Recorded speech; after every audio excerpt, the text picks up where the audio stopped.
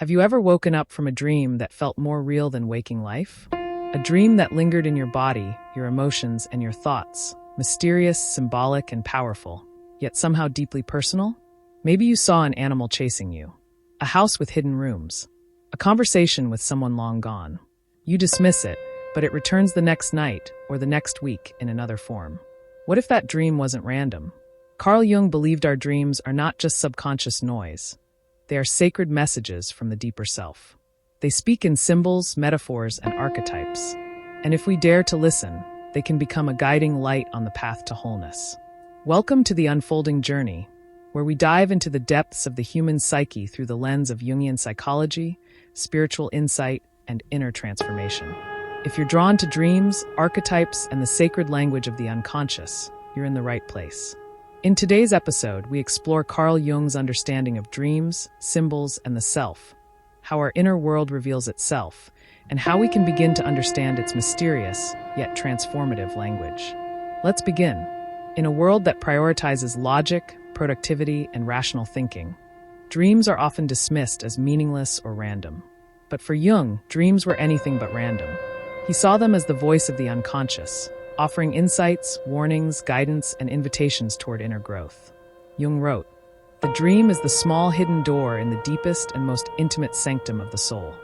To him, dreams were not nonsense to be forgotten by breakfast. They were compensatory, balancing what the conscious mind ignores or represses. If we think we're doing fine, the dream might reveal inner fear or imbalance. If we're stuck in despair, a dream might bring unexpected hope or renewal. Jung believed that dreams are attempts by the unconscious to communicate with the ego, to bring healing, direction, and psychic balance.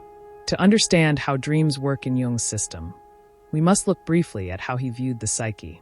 The ego is our conscious identity, what we're aware of. The personal unconscious holds forgotten memories, suppressed emotions, and unresolved conflicts. The collective unconscious is a deeper layer, shared by all humanity, containing archetypes, universal patterns and symbols like the hero, the shadow, the mother, and the wise old man. The self is the central, organizing archetype, the totality of the psyche. It's who we are at the deepest level beyond ego.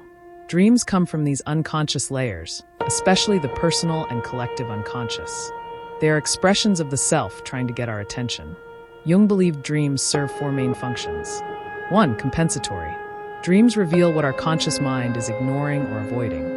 For example, a person who sees themselves as always strong and independent may dream of being helpless, vulnerable, or lost. The dream is balancing the personality. 2. Perspective.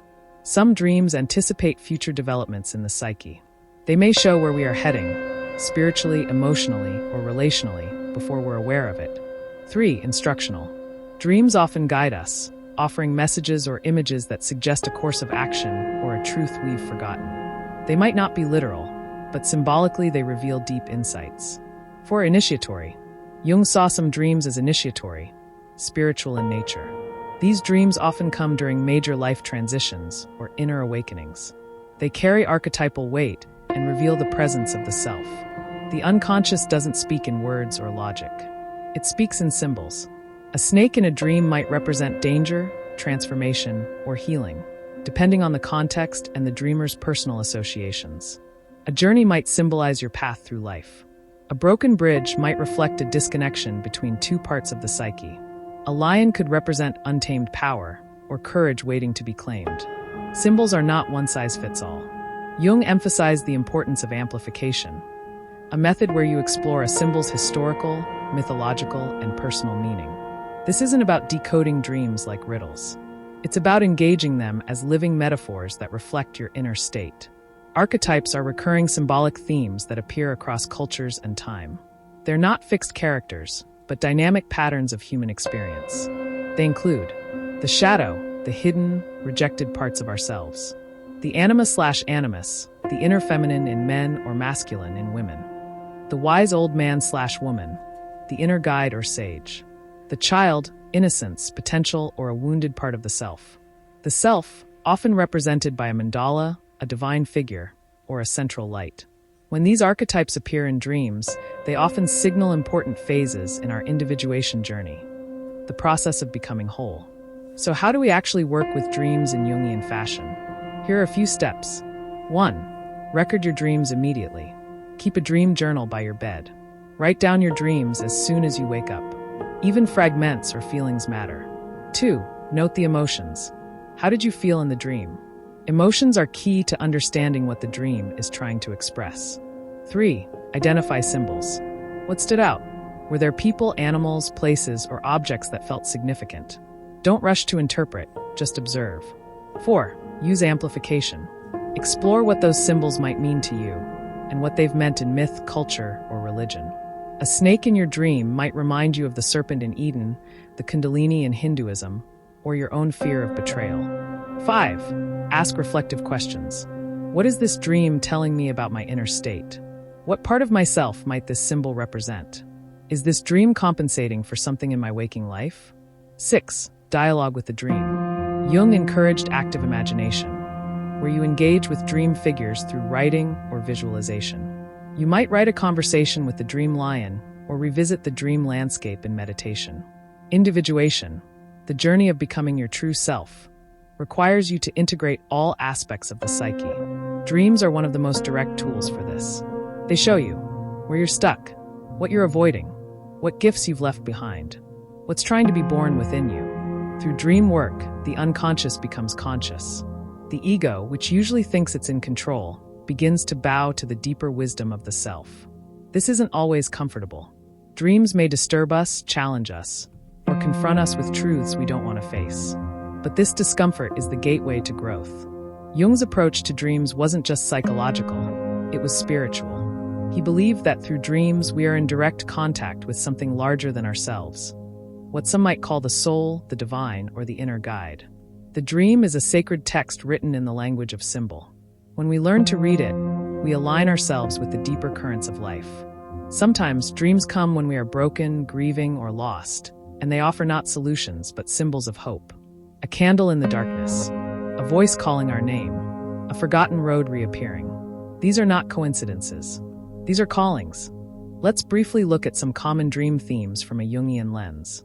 1. Being chased. Often a sign of a disowned part of the self, possibly the shadow. Ask, what or who is chasing me and why? 2. Falling. Can reflect insecurity, loss of control, or an ego fall, necessary for growth. 3. Flying.